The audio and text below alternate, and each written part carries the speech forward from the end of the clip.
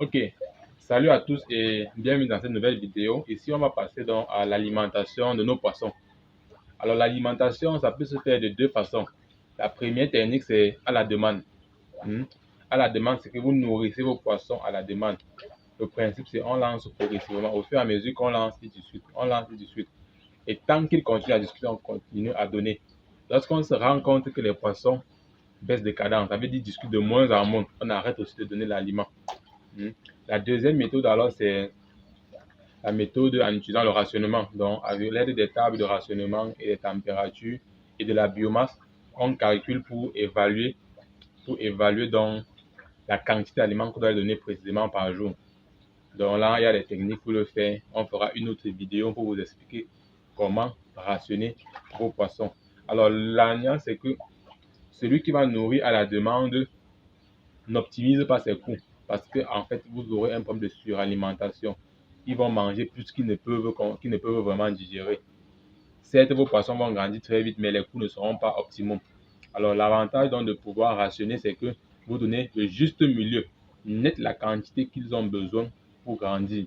C'est ça l'avantage du rationnement. Donc, il y a deux principes de nutrition, on a dit, donner à la demande et donner en rationnant.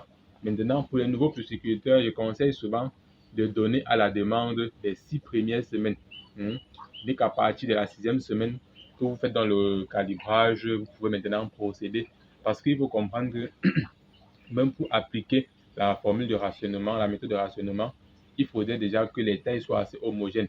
Vous imaginez, vous avez 100 poissons, et dans ces 100 poissons, d'autres sont à 500 grammes, d'autres sont à 100 grammes, d'autres sont à 200 grammes. Vous allez voir que le poids moyen que vous allez prendre ne sera pas exactement caractéristique de la population que vous avez.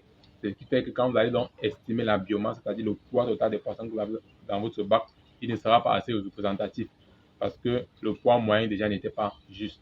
Donc, pour appliquer la méthode de rationnement, il faut déjà que vos poissons soient bien calibrés avec les tailles assez proches les unes des autres, donc avec un écart type assez faible. C'est pour ça que je vous conseille au départ de procéder donc par la technique de nutrition à la demande. Donc vous allez donner l'aliment au fur et à mesure que vos poissons discutent, vous donnez, qu'ils discutent, vous donnez. Donc c'est ça le principe. Donc je m'en vais donc là pour une illustration. Vous allez voir, je vais d'abord lancer un premier geste d'appât et puis vous allez voir comment les poissons vont discuter. Donc au fur et à mesure qu'ils discutent, on donne, ils discutent, on donne.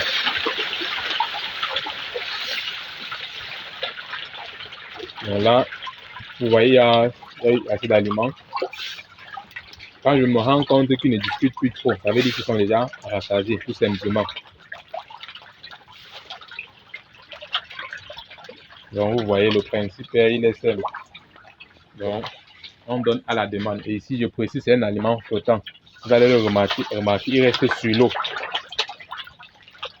Donc voilà, n'est-ce pas? Ici, on a des poissons qui vont de 300 à 500 grammes. Hein, et on est à 2 mois d'élevage seulement.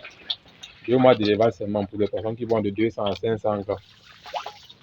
Voilà, là, il reste, vous voyez, un peu d'aliments qui reste sur l'eau. Mais comme je connais mes poissons, je sais que d'ici 15 minutes, ils auront terminé donc ce reste d'aliments qui est sur l'eau. Donc, et là, je vais juste revenir au prochain service.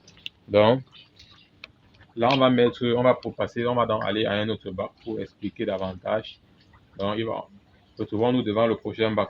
Ok, là, on continue toujours avec la nutrition. Donc là, on était dans un autre bac à l'extérieur. Vous allez remarquer qu'ici, on est à l'intérieur. Donc, ici, là, les poissons sont plus nombreux.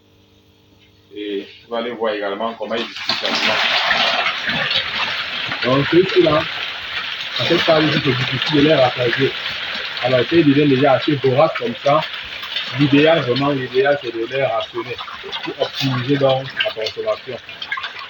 Sinon, les gars ils se rassasient difficilement, il faut vous manger un sac.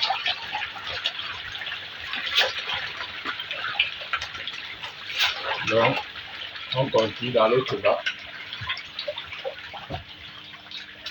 Également, ils sont nombreux. On a 1000 poissons ici, là, dans un bac de 2 mètres cubes. Tu peux un peu filmer le bac dans son ensemble pour qu'on puisse voir. On a 1000 poissons, un peu plus de 1000 en fait, pour un bac de 2 mètres cubes. Actuellement, on va les séparer au moment venu.